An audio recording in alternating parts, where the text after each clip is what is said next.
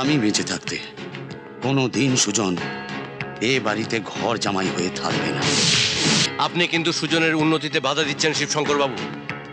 এতে ভবিষ্যতে আপনাকে পস্তাতে হবে। ঠিক আছে, দেখা যাবে ভবিষ্যতে কে পস্তাচ্ছে।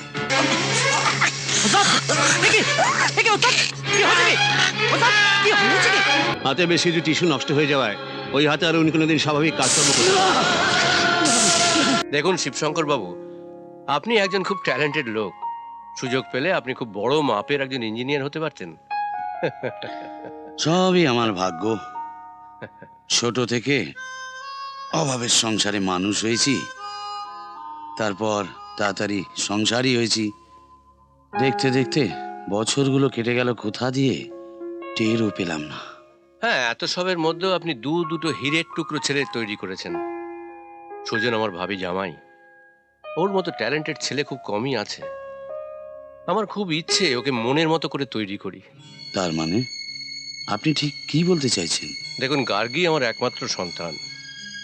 ওদের ভবিষ্যতের কথা চিন্তা করে আমি ঠিক করেছি বিয়ের পর ওরা আমার কাছেই থাকবে। ও, আপনি সুজনকে ঘর জামাই করতে চান? কথাটা আপনি এভাবে দেখছেন কেন? সুযোগের অভাবে আপনি ইঞ্জিনিয়ার হতে পারেননি। আমি চাই সুজন একজন বড় ইঞ্জিনিয়ার হোক। বড় ইঞ্জিনিয়ার হয়ে আমার এই ইন্ডাস্ট্রির দায়িত্বটা নিক। দাঁড়ান, আপনার চাওয়ার আর আমার চাওয়ার মধ্যে পার্থক্য আছে মিস্টার আদিত্য নারায়ণ চৌধুরী। গার্গীর সঙ্গে আমার ছেলের বিয়ে হলে আমি চাই গার্গী আমার বাড়ির বউ হয়ে থাকবে, কিন্তু সুজন কখনোই এ বাড়ির ঘর জামাই হয়ে থাকবে না। আপনি একটু ভেবে দেখুন শিবশঙ্কর বাবু, এতে সুজনের ভালো হবে। আমি অনেক টাকা খরচা করে ওকে পড়াবো। মিস্টার আদিত্য নারায়ণ, আপনি ভাবছেন পয়সা দিয়ে আপনি সবকিছু কিনে নেবেন, কিন্তু পয়সার বাইরে একটা জিনিস আছে, তা হলো আত্মসম্মান। আমি বেঁচে থাকতে কোনো দিন সুজন এ বাড়িতে ঘর জামাই হয়ে থাকবে না। তার গরিব বাবা এতদিন যেমন ওকে পড়িয়েছে তেমনি বাকিটাও পড়াতে পারবে। আপনি কিন্তু সুজনের উন্নতিতে বাধা দিচ্ছেন শিবশঙ্কর বাবু। এতে ভবিষ্যতে আপনাকে পস্তাতে হবে। ঠিক আছে, দেখা যাবে ভবিষ্যতে কে পস্তাচ্ছে। আর শুনে রাখুন, আমি কখনোই আমার ছেলেকে বিক্রি করব না। চলো অর্জুন।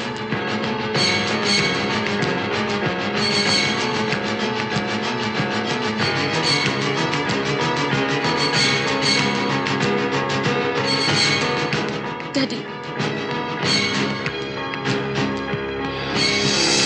ঠিকই বাবা, আজ গার্গীদের বাড়িতে গিয়ে তুমি যা সিন ক্রিয়েট করলে, এরপর তো আমি গার্গীকে মুখ দেখাতে পারবো। সুজন, তুই আমার দোষ দেখছিস?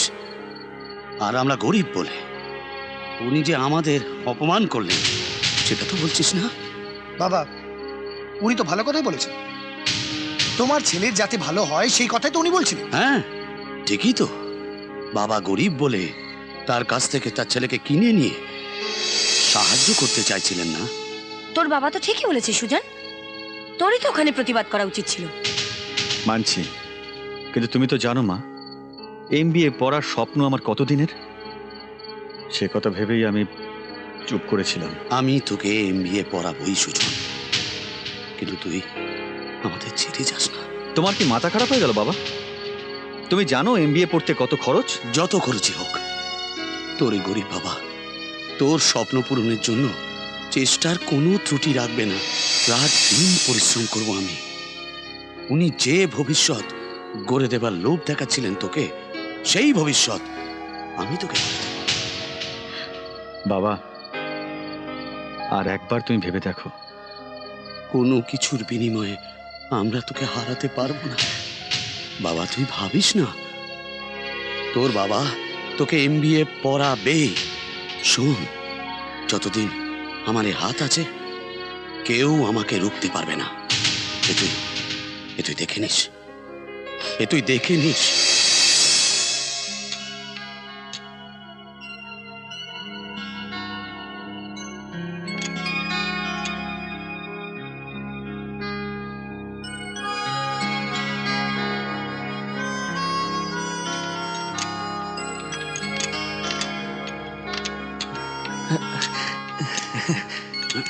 কি ব্যাপার শিবশঙ্কর, বাড়ি যাবে না? সবাই তো চলে গেল। আমার যে গেলে চলবে না আলী সাহেব। কেন? আমি যে সুজনকে কথা দিয়েছি, যেভাবেই হোক ওকে আমি এমবিএ পড়াবই। তাই আজকাল রাত অবধি গ্যারেজেই থাকি। এ দেখুন না, এই গাড়িটাকে নিয়ে পড়েছি। ঠিক আছে, তুমি কাজ করো, আর কোনো অসুবিধে হলে আমায় বলো। যে আগে চলি। ওরে বাবা।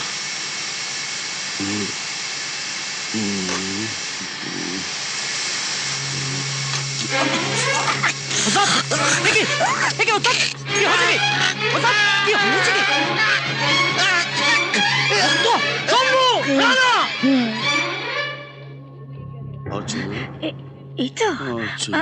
আমি আছি।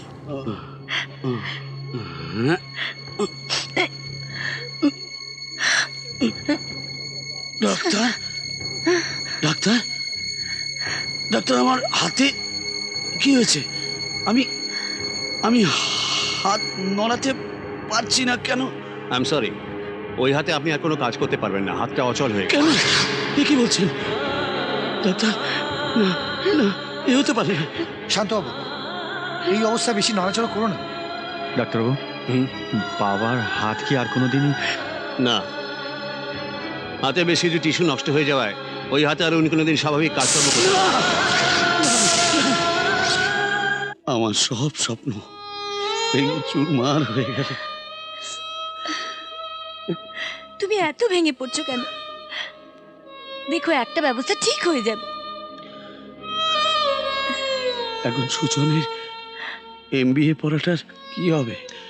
একটা সুখবর আছে শিবশঙ্কর, তোমার অ্যাক্সিডেন্টের জন্য বীমা কোম্পানি তোমাকে 1.5 লক্ষ টাকা দিয়েছে। এনো ধরো। আমার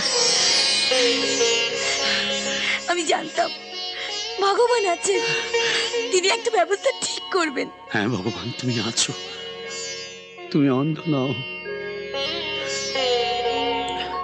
বিজন, এই টাকাগুলো রাখ। আর শোন, আজই বাড়িওয়ালা সুরেন বাবুর সঙ্গে কথা বলে নে, বাড়িটা কেনার ব্যবস্থা কর। উনি গত মাসেই বলেছিলেন 1 লক্ষ টাকা পেলে বাড়িটা বিক্রি করবেন। ঠিক আছে বাবু। বাকি টাকায় সুজনকে এমবিএ পড়াবো আমি। আলী সাহেব, আপনি আমাদের বিরাট উপকার করলেন। এটা তো আমার কর্তব্য অর্চনা। শিবশঙ্করের মতো মানুষের উপকার করতে পেরে আমি খুব খুশি। আমি আসি শিবশঙ্কর।